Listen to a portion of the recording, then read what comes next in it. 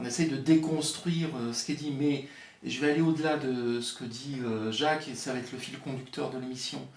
Parce que si tu veux, les économistes qui se trompent tout le temps en règle générale peuvent dire des conneries. À la limite, c'est pas un problème du moment que le politique est en mesure de dire bah ça c'est une connerie et je fais pas. Mais il y a plus grave, c'est quand les économistes qui racontent, je rappelle parce qu'on l'avait traité lorsqu'on avait commencé par la question de sciences économiques ou économie politique, les économistes, voilà, les économistes étaient les conseillers des princes. Donc, conseillers, ça ne veut pas dire décideurs. Si les politiques suivent les décisions, les analyses et les décisions de choses dont ils savent pertinemment que ce sont des conneries, à ce moment-là, ce ne sont plus des connards et des conneries. Ce sont des saloperies et des salopards. C'est-à-dire que tout homme politique qui, sachant que les économistes libéraux racontent des conneries, mettent en œuvre ces conneries, sont des salopards. Et c'est, me semble-t-il, le regard critique que l'on doit porter sur la situation que nous subissons depuis une trentaine d'années, où en définitive ce sont les dogmes du libéralisme et du marché, qui sont une véritable connerie, qui sont suivis et poursuivis en boucle et répétés, et qui ne débouchent que sur l'aggravation de la crise et des situations, et qui font qu'on peut les traiter, pour le coup, de véritables salopards. Rajoutons, parce que je crois qu'on avait fait une émission, tu vas me confirmer, je crois qu'on avait fait une émission sur le chômage, et où j'avais essayé de montrer tous les aspects de cette question sur le chômage. Et tu sais que notre cher Jupiter a prétendu ces derniers temps que, alors bien relayé par les médias, que le chômage avait baissé. Or, en fait, lorsqu'on regarde, et je te sors les preuves à l'appui, les demandeurs d'emploi inscrits à Pôle emploi, eh ben, tu as en fait 245 800 personnes supplémentaires depuis 2020, soit plus 4,03%. Alors le problème, c'est que M. Jupiter ne va mettre en exergue qu'en apparence, un peu comme le périscope dans un sous-marin, que la superficie des choses. C'est-à-dire, il va te montrer que la catégorie A, mais ce qu'on appelle chômage... Si on travaille qu'une heure, on fera la catégorie A, alors qu'on est tout le temps aussi précaire. Voilà. En fait, tu as les catégories B, C, D et E, et c'est l'ensemble.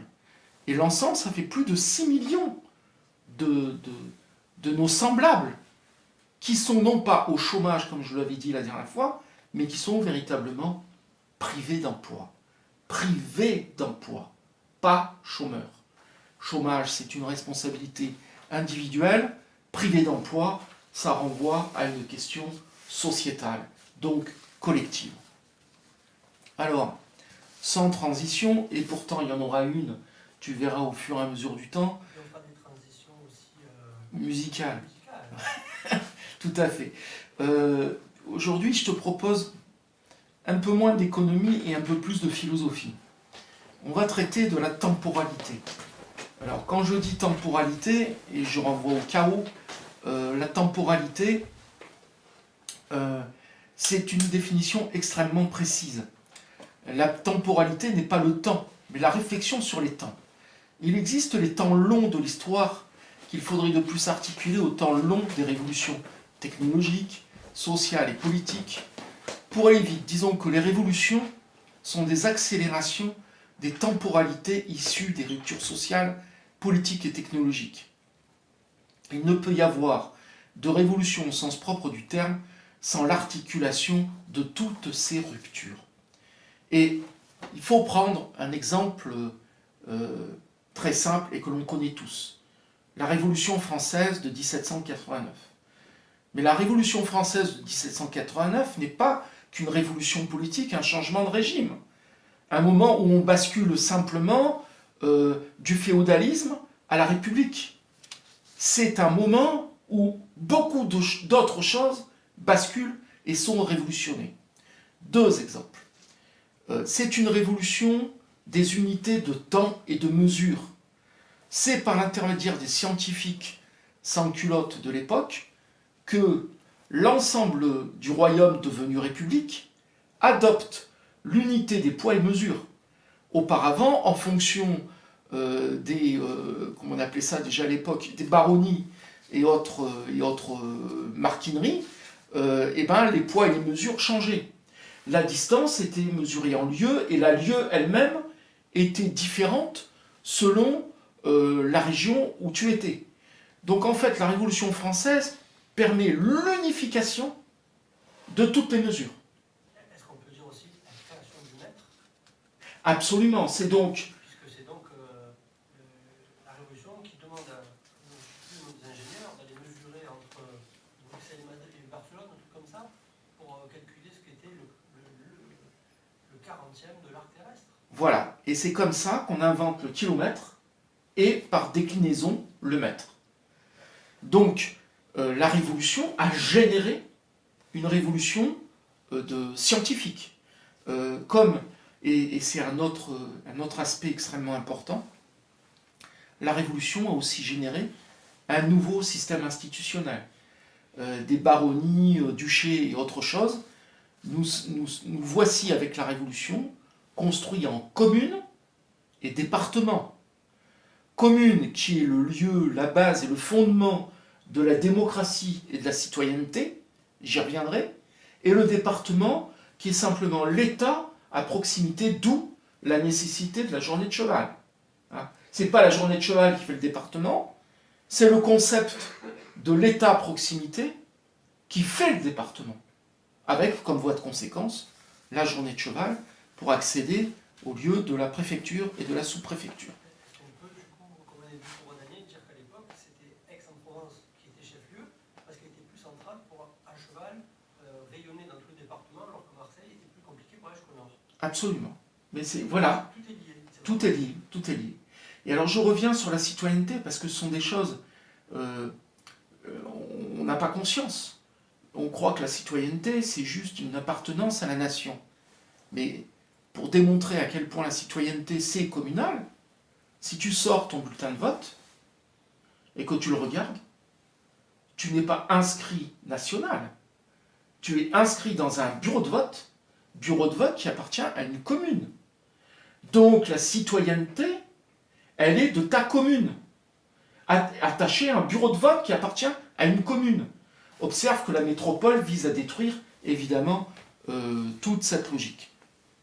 Alors, la temporalité des révolutions est de faire en un temps court, accéléré, ce que le système précédent, du fait de ses philosophies et de ses religions, bloquait sur le temps long. En ce sens, la révolution est une percussion du présent sur un système du passé en train de mourir, mais qui, pour empêcher l'évolution, refuse de mourir, expliquant les réactions de rejet extrémistes. Et ce fut le cas de Louis XVI en 1789, refusant les modifications institutionnelles de l'époque et usant de son droit de veto, comme aujourd'hui, dans l'actualité, on te met en exergue Zemmour pour empêcher les révolutions nécessaires en termes sociaux et politiques. La temporalité n'est donc pas une suite d'événements qui se suivent, mais des événements dont l'aiguille qui guide le fil nécessaire à la couture est le produit de l'incandescence historique. Dans ce cadre, il faut bien observer sur quoi nous sommes confrontés.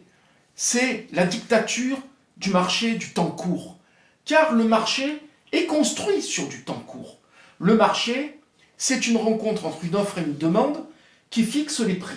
Et c'est la rencontre de ces instantanés qui, en théorie, définissent les équilibres successifs provisoires. N'oublions pas que le capitalisme existe du fait même que de ses principes de recherche et d'optimisation des profits de court terme. Donc c'est le court terme qui domine la société du capitalisme. À côté de ça, et observons qu'en termes d'ailleurs comptables, l'entreprise s'occupe des comptes de manière annuelle.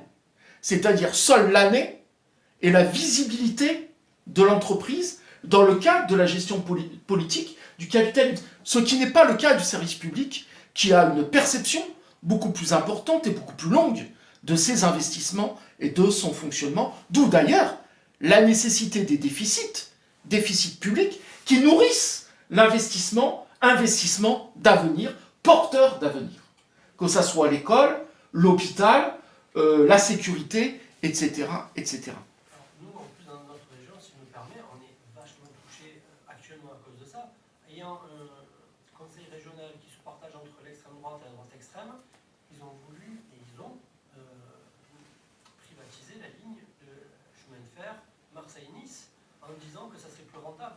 Comment croire qu'une entreprise qui est sur le temps court, comme tu dis, qui a besoin de faire des bénéfices pour ses capitalistes, pour ses actionnaires, donc même si Transdev est à 66% d'État, comment expliquer qu'une entreprise qui doit marger peut être plus rentable qu'une entreprise qui n'a pas pour mission de marger? C'est quand même, tu l'apprends ça à un enfant de 6 ans, il le comprend.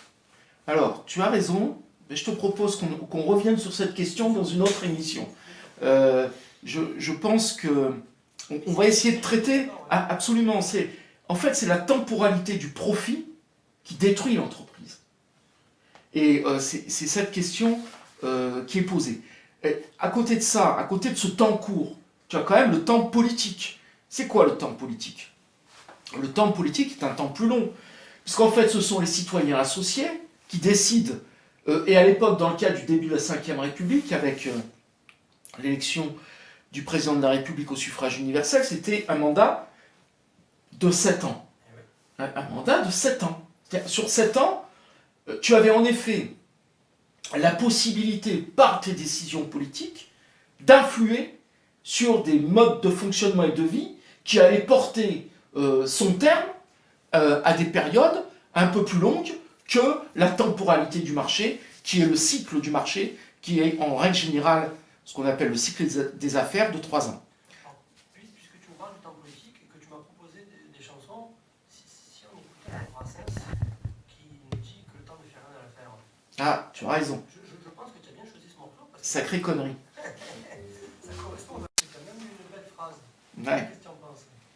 Ah oui, mais c'est, si tu veux, quelque part avec Dany, quand il crée Les Économistes, il essaye de montrer l'articulation entre l'économie dite scientifique et puis les conneries qui sont racontées, et puis ceux qui essayent de penser un peu autrement, en rupture et en bifurcation. Et j'en étais au temps politique. En fait, le temps politique, le temps long qui construit la réponse aux besoins humains. C'est ça le temps politique. Et lorsqu'on t'incite à ne plus t'occuper du temps politique, à te dépolitiser, donc à t'abstenir, dans la réalité, on permet aux gestionnaires du temps court de prendre le pas sur ceux du temps citoyen, qui est le temps long, de la construction sociale, mais aussi de la possibilité pour les gens de donner leur avis sur les choix de société, sur les choix de gestion, mais de long terme, pas du marché, qui est, lui, de court terme. Si on aborde la question du temps humain, parce que je ne veux pas être un obsédé du temps politique, mais avant tout, c'est le temps humain. Et c'est quoi le temps humain? L'humain, c'est du temps. On naît, on grandit, on vit, on s'accouple, on vieillit et on meurt selon une temporalité qui, de plus, avec justement le temps politique, n'a cessé de s'agrandir en termes de temps. Il y a une trentaine d'années, l'espérance de vie était aux alentours de 60 ans. Tu touchais pas ta retraite. Ou quand tu allais en retraite, ben tu mourais. C'était ce qu'on appelait le mouroir de la retraite. Il a fallu attendre Ambroise Croizat, ministre communiste, pour créer la sécurité sociale, la question des retraites, et faire en sorte que les gens puissent avoir une retraite après avoir eu une vie de dur labeur. Alors c'est absolument délirant, parce que les capitalistes aujourd'hui disent ouais, on vit plus vieux, il faut travailler plus vieux. Ah, Alors que ça n'a jamais été le cas. C'est-à-dire quand la retraite est passée à 65, 62, 60 ans, déjà on vivait déjà plus vieux, heureusement. Et on a dit, ben non, on va quand même payer la retraite par quoi? Par le fait qu'on est plus efficace sur le travail. Absolument. Alors c'était la productivité qui explique. Mais en plus, tu sais que les 2 ou 3 raisons majeures pour lesquelles l'espérance de vie a augmenté, il faut le savoir, c'est pas les médicaments, c'est pas la santé, c'est l'hygiène et la réduction de temps de travail. Justement, c'est parce qu'on travaille moins qu'on vit plus longtemps, c'est ça que tu me dis? Voilà. C'est parce qu'on travaille moins qu'on vit plus longtemps. Et donc, dans ce temps il faut bien voir que l'espérance de vie aujourd'hui atteint 80 ans.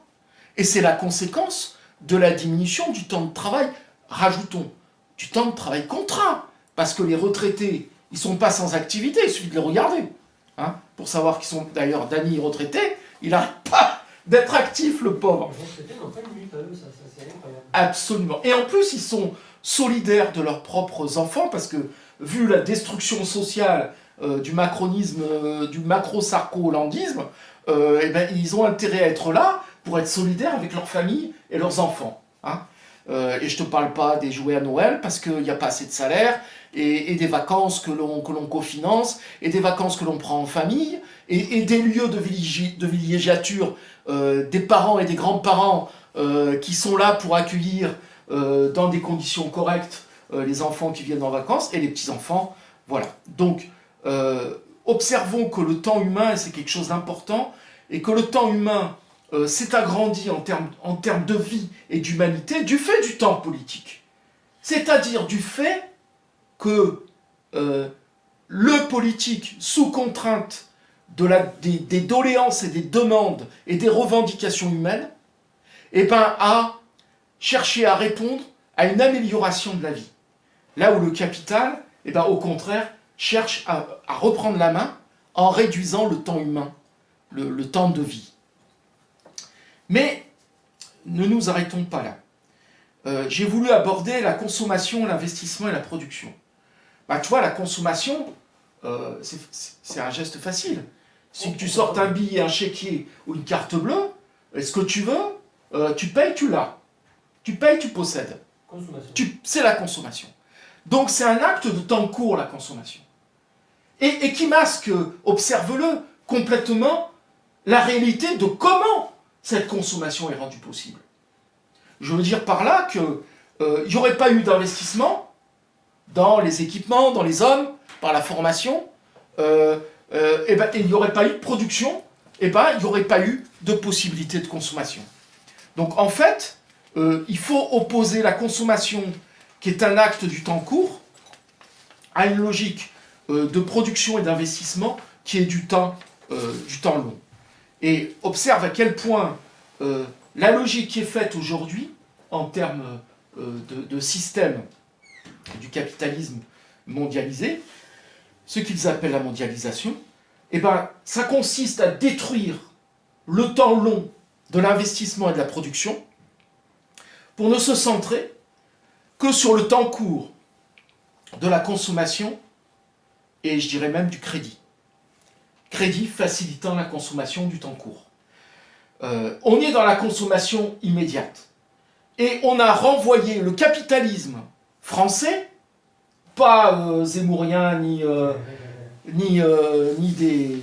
des pauvres arabes et musulmans, hein, mais des capitalistes bien de chez nous, qui ont décidé que tout ce qui était production et investissement devait être envoyé en périphérie du système, Inde, Chine, Bangladesh, Vietnam et compagnie, et j'en oublie sans doute, pour faire en sorte de gagner du profit, c'est-à-dire de gagner plus d'argent en moins de temps.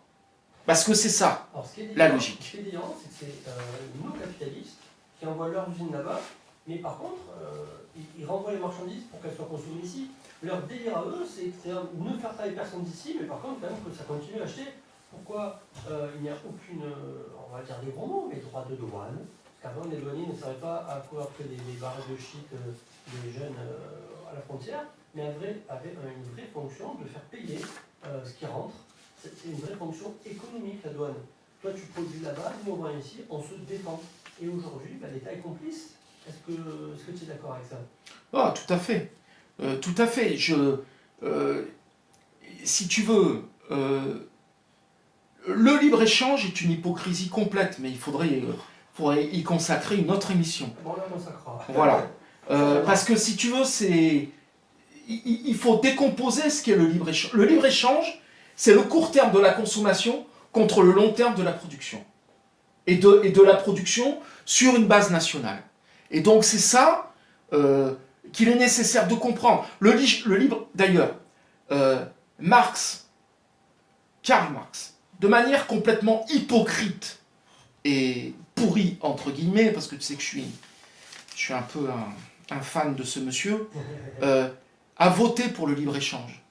Ah, Oui, parce qu'il explique qu'en fait, dans sa dynamique interne, le libre-échange va détruire le système productif, donc va générer de l'hyperprolétariat partout, paupérisé, et que ça peut, au bout du bout, enclencher une dynamique de révolution. Donc, il vote pour le libre-échange. Mais, bon, il faut lire, parce qu'il faut savoir décoder le monsieur. C'est pas donné à tout le monde. Mais il vote parce que, voilà, il pense que ça va être une accélération, ça va permettre une accélération de la révolution. Voilà. Mais j'en reviens à mon fil conducteur pour te dire que cette question de la temporalité, donc des temps différents, du court et du long terme, et comprends bien, je veux dire, dans l'humanité, nous passons tous par des périodes de temps court et de temps long. Alors, je vais prendre un exemple qui va choquer, mais regarde, l'éjaculation est du temps court, et du temps très court. ouais, Mais oui, mais c'est la réalité. Mais elle n'est possible que si jamais tu as eu le temps long de la montée, si je puis dire, du désir, des attouchements, des caresses, du temps long de l'humanité profonde. Et d'ailleurs... Ne soyons pas sexistes, parlons d'orgasme masculin ou féminin. Absolument, l'orgasme. Seul, sans... Ah, évidemment. Et en plus, tu as raison d'insister là-dessus, le temps long est collectif, là où le temps court est individuel. Et masturbatoire. Bon, alors, mais je change encore de regard. Observe la question de l'emploi. Du statut de l'emploi, stabilité et précarité. Au lendemain de 1945, nous avons favorisé notre pays, qui n'était pas socialiste, hein, mais qui était un pays à base capitaliste et d'économie mixte, comme disait De Gaulle.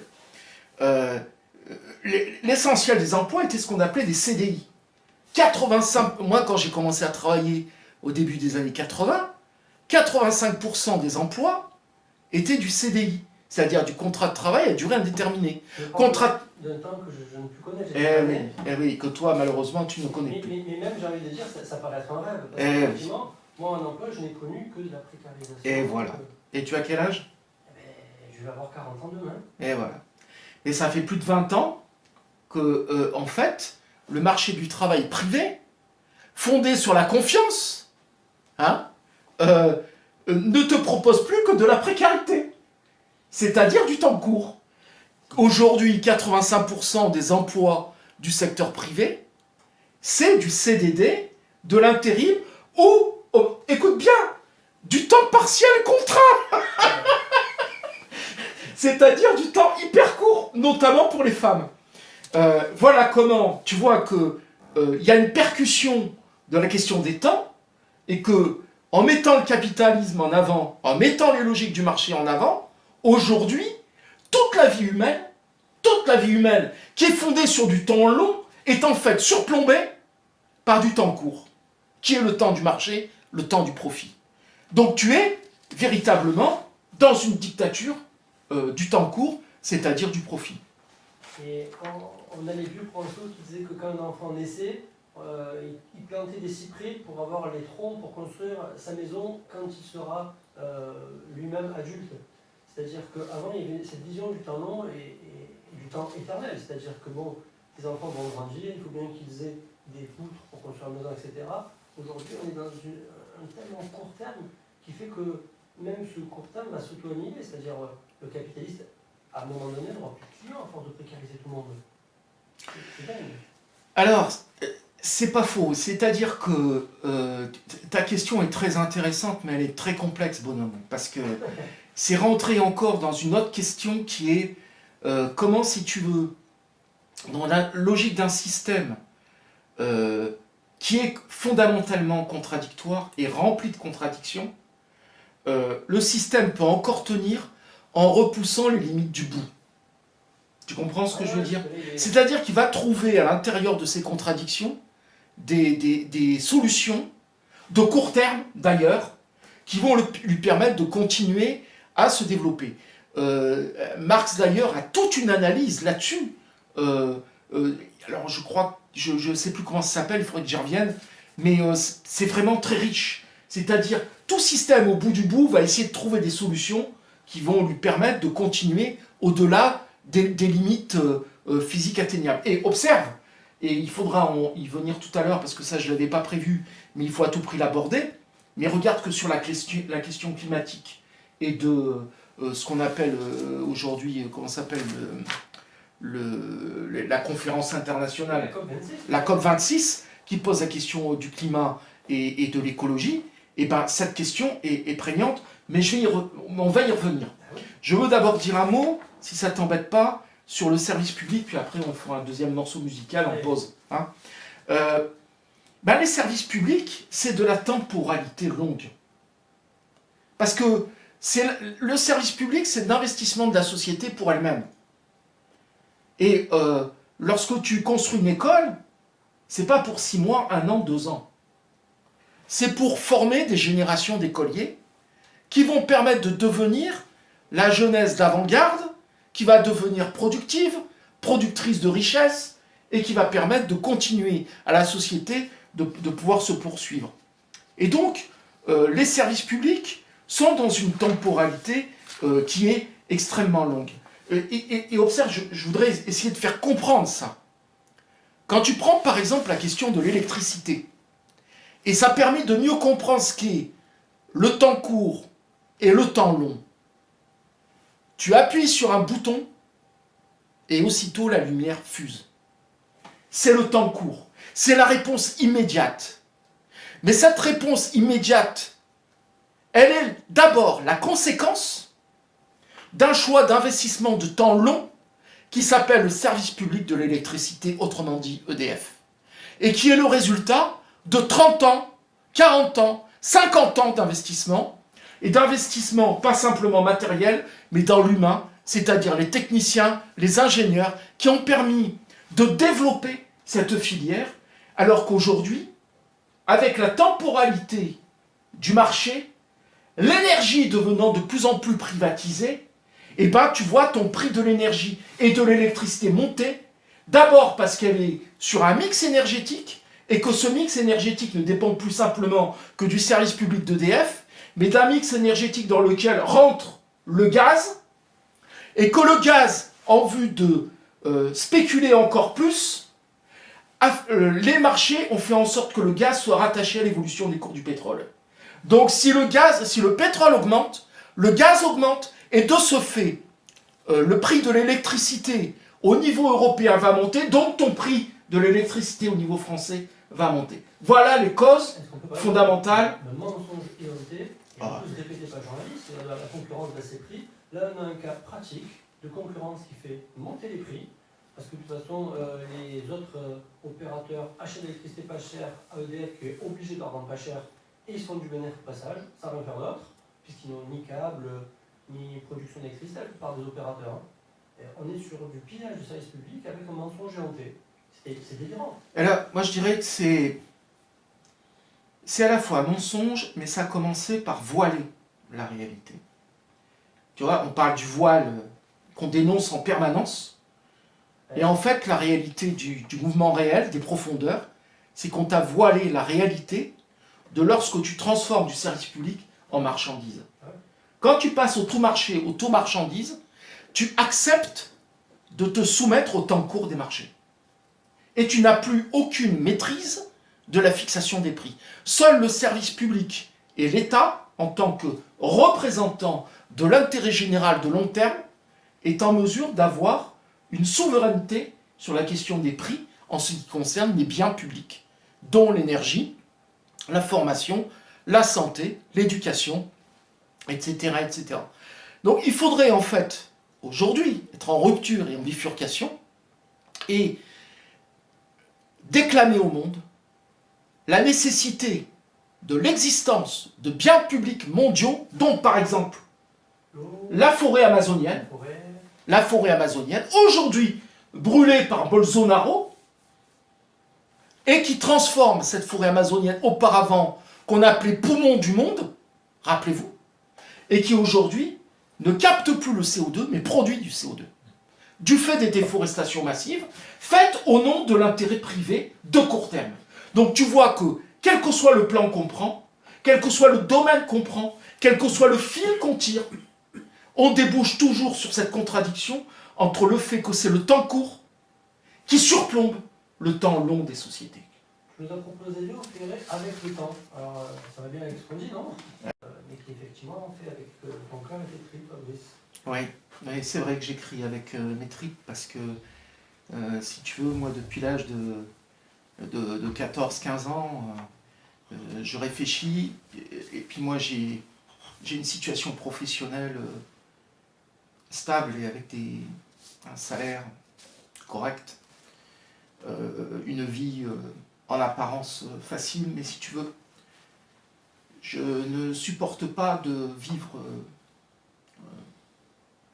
un plaisir solitaire sur un océan de malheur. Et c'est ça qui me révolte au plus haut point, parce que je ne ferme pas les yeux sur le malheur, les malheurs que l'on voit tous les jours, et notamment sur les trottoirs des métropoles du business. Et d'ailleurs, il y a un rapport tout clair avec ce dont je veux parler maintenant, c'est la financiarisation de l'humanité.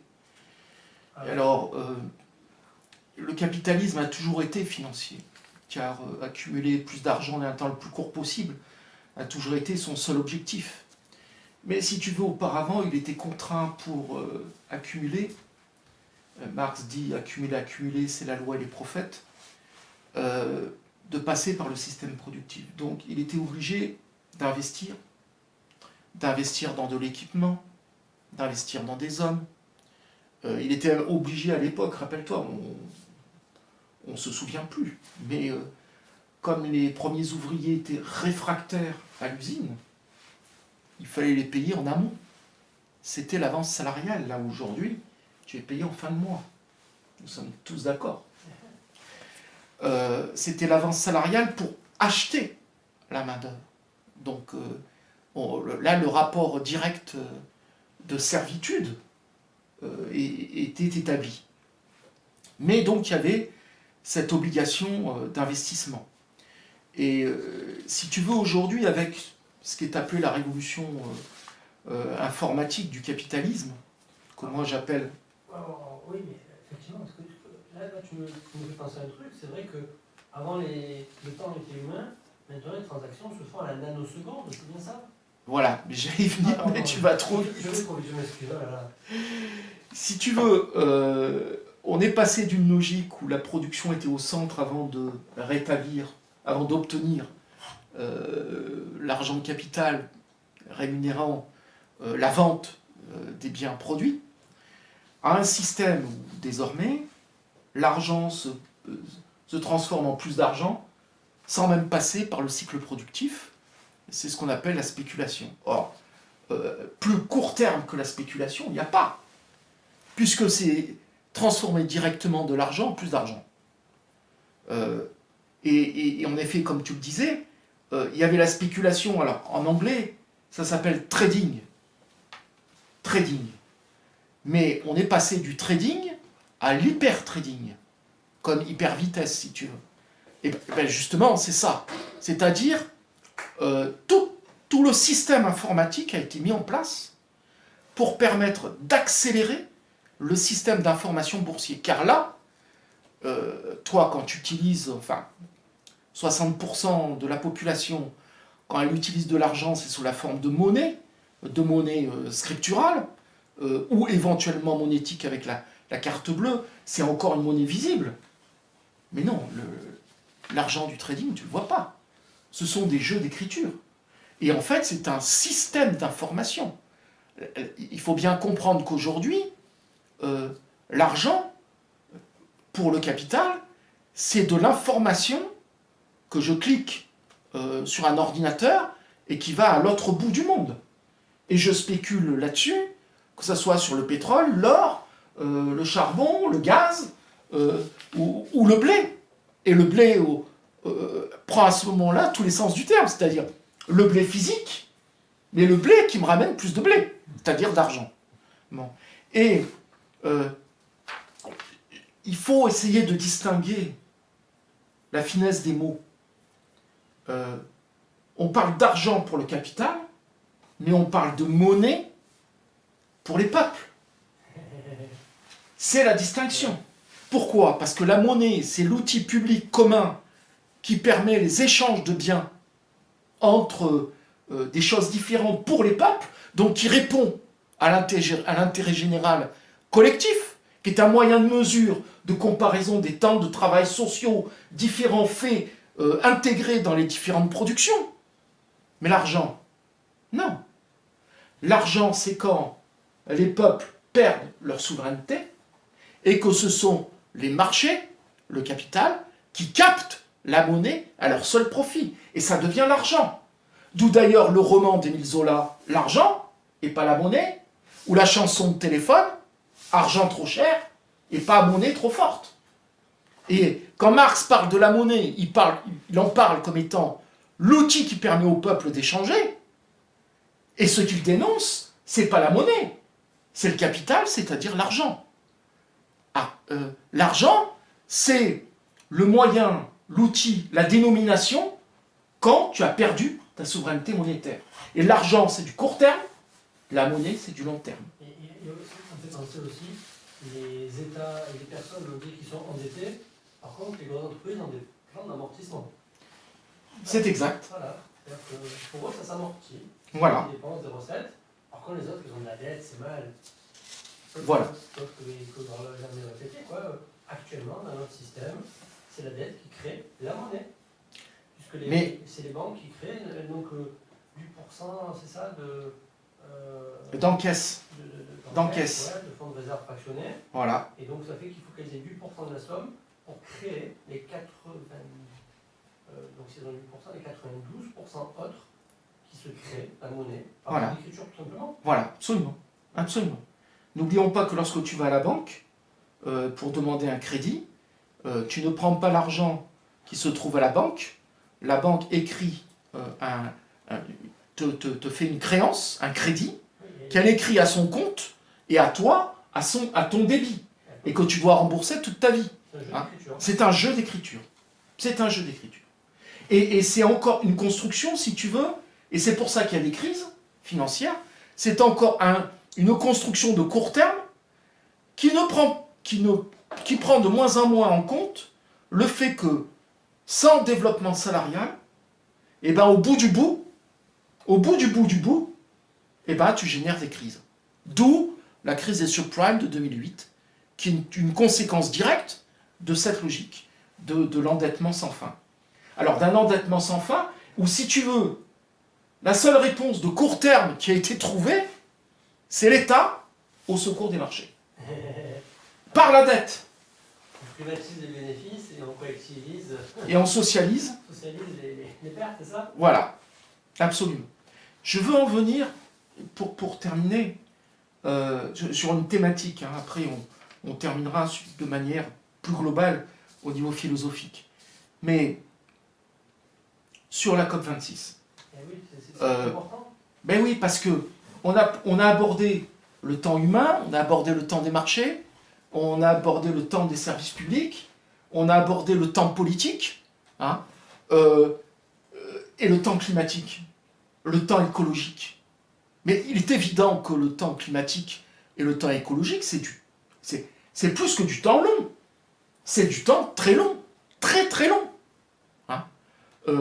Et donc, l'une des questions se pose, comment tu peux faire fonctionner, comment tu peux, si on pouvait, rétablir la situation par rapport au climat, par rapport à l'eau, par rapport aux fleuves et l'absence d'eau, par rapport aux sécheresses, aux périodes de sécheresse, ou aux périodes d'inondation, qui est le même symptôme climatique, symptôme.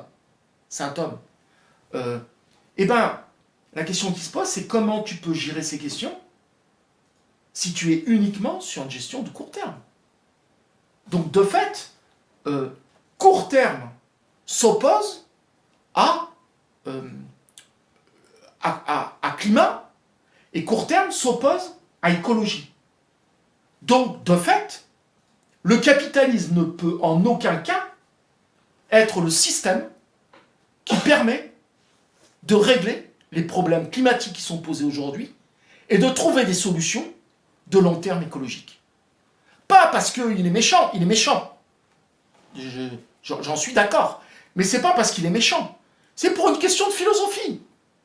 Le capitalisme et le libéralisme, c'est du court terme, de marché, de l'instantané, alors que le climat et l'écologie sont des logiques, des philosophies de long terme. C'est cette contradiction qui est antagonique. Antagonique. Il ne peut pas y avoir de possibilité de régler cette question dans le cadre du capitalisme. C'est pour ça qu'en définitive, en 2022, ce qui se pose comme question, c'est où est-ce qu'on continue comme avant sur la logique de court terme, du marché, du prix, de l'instantané, et on continue à détruire et les forêts, et les mers, et les océans, et les fleuves, et on se pose la question de l'eau, etc., etc. Et par voie de conséquence aussi, les migrations humaines, parce que les hommes qui habitent sur des îles qui vont être inondées et débordées, ben, ils ne peuvent plus vivre, donc ils sont obligés de partir. Hein. Donc on voit le cumul des difficultés si on reste dans une logique de court terme, et dans une logique court-termiste. Donc on voit bien à quel point, si on continue là-dedans, eh ben c'est bien la logique du chaos vers laquelle on va. On pensait que le chaos, c'était notre passé, puisque le chaos, c'est l'instant qui vient juste après le Big Bang. Non, le chaos est devant nous si l'on ne fait pas, si l'on ne prend pas les décisions politiques nécessaires qui visent à permettre à l'humanité dans sa totalité de rompre et bifurquer. Alors moi j'avais une question à te poser tout en préparant l'émission sur le temps. J'avais une réflexion qui venait, qui était qu'en fait, les dirigeants, les gens en général vieux, ceux qui ont 60 ans, tout ça, les dirigeants politiques vieux, n'ont pas beaucoup d'espérance de vie. Quand on leur parle d'un truc à 2050, ils savent qu'ils seront déjà morts. Est-ce que les vieux dirigeants politiques ne sont pas déjà discrédités pour gérer un truc où ils vont être déjà morts? Est-ce qu'on ne ferait pas mieux de mettre des trentenaires ou quoi? Parce qu'eux seront encore là pour rendre des comptes quand il y aura la crise. Et c'est toujours ce truc-là qui me fait délirer, où malheureusement les jeunes, quand j'ai vu le mépris qu'il y a envers Greta Thunberg ou quoi, et les jeunes s'affolent parce qu'ils vont être là quand le GIEC dit qu'il y aura une catastrophe. Les vieux, là, en costard-cravate, dans leur truc, seront déjà morts en 2050, dans 30 ans. Alors, est-ce que ça explique pas aussi psychologiquement certaines retraites? Non, ta réflexion est intéressante, mais elle a des limites. Et oui, j'ai pas dit non plus que si on était vieux, on ne peut pas y réfléchir. Non. Mais ça peut être l'un des biais. Oui, cognitifs. mais l'un des problèmes qui est quand même posé, c'est qu'on est, excusez-moi de le dire pour les jeunes actuels, alors pas tous les jeunes, je sais qu'il y a beaucoup de jeunes qui sont sensibilisés, motivés, militants, c'est incontestable. Mais ça fait quand même 30 ans qu'on subit une déculturation politique et sociale. Et on est plutôt plus près de la société poisson rouge, d'où la promotion de Le Pen, des voiles, de l'islamisme et toutes ces conneries, et du grand remplacement, hein, en oubliant qu'en fait, le vrai grand remplacement, ben, c'est quand tu vas passer de 22 degrés de température moyenne à 50 degrés. Le grand remplacement, il est là. Il est vraiment là. Et donc, si tu veux, incontestablement, il y a des jeunes qui se mobilisent, et c'est bien. Mais, comment dirais-je, ils se mobilisent en n'ayant pas tout le background historique qui est aussi nécessaire. Or, nous sommes d'une humanité qui s'appelle sapiens, homo sapiens. Sapiens, ça veut dire homme sage, homme qui sait. L'homme qui sait, c'est celui qui a un recul historique. Par contre, on peut dire qu'en effet, parmi les dirigeants actuels, mondiaux, hein, il n'y en a pas beaucoup qui ont cette question du recul historique et qui sont en mesure de prendre à la hauteur les choses.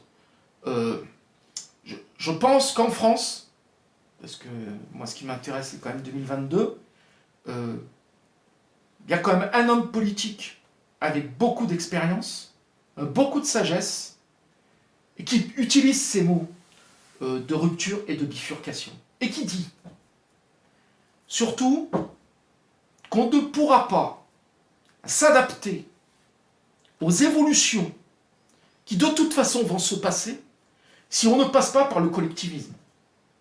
C'est-à-dire par la mise en commun des moyens nécessaires pour l'humanité de trouver les solutions. Et là, tu retrouves ces deux temporalités. La temporalité du court terme, c'est celle de l'individu, individus economicus, individus liberalus. Et par contre, à côté, en face, de manière frontale, tu as cette question de comment Sapiens, c'est par la tribu, le collectif, l'intelligence partagée, les technologies partagées, qui vont permettre de pouvoir répondre aux situations d'urgence qui se posent. Vous nous avez proposé Times de Pink Floyd. Tu vois, cette musique, et ce disque, Dark Side of the Moon, de Pink Floyd, c'est un disque de ma jeunesse. C'est 73-74, je devais avoir 16, 17 ans, 18 ans. Non, 16, 17 ans. Non. Et il est rare que lorsque je viens à Radio Zinzine pour faire nos émissions Economicus, d'Economicus, je te propose des musiques anglaises. En règle générale, je te propose des musiques françaises et des chansons françaises.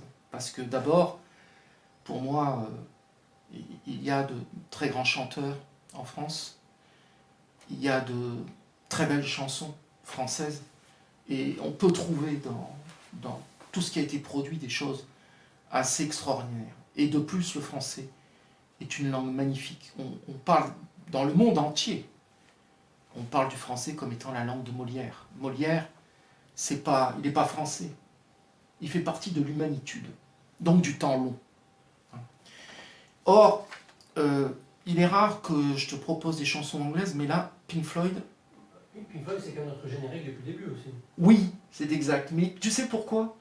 Parce que pour moi, ça fait partie de la culture même. Je ne regarde pas la langue. Je regarde la culture de ce qu'ils ont été en mesure d'amener. La chanson du début de l'émission s'appelle Monnaie. Or, nous parlons d'économie. Donc c'est pour ça que je t'ai proposé cette musique. Parce qu'elle est percutante par rapport à ce qu'on essaye de montrer. Mais, pourquoi je m'oppose à l'anglais? Eh bien, tout simplement parce que l'anglais, c'est la langue du business. C'est la langue des marchés. Et c'est la langue du temps court. Alors que le français, c'est le français des poètes. C'est le français des philosophes. C'est le français de Descartes. C'est le français d'Alembert. C'est le français de Rousseau. Et c'est du temps long, de la lecture longue, qui nécessite une réflexion en profondeur. Et là, mais Pink Floyd fait partie de cette culture du temps long. Et d'ailleurs, pour une musique qui a été faite dans les années 70, tu l'écoutes aujourd'hui, elle est d'une actualité. D'abord, elle s'appelle Time, et c'est ce qu'on traite aujourd'hui.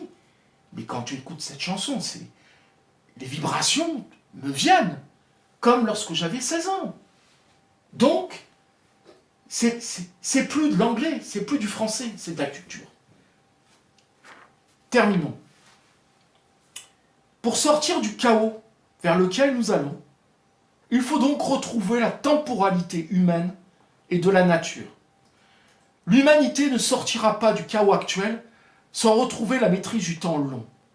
L'agriculture, sans chimie, c'est du temps long que la bourse a tenté de raccourcir en imposant l'agriculture chimique, glyphosate.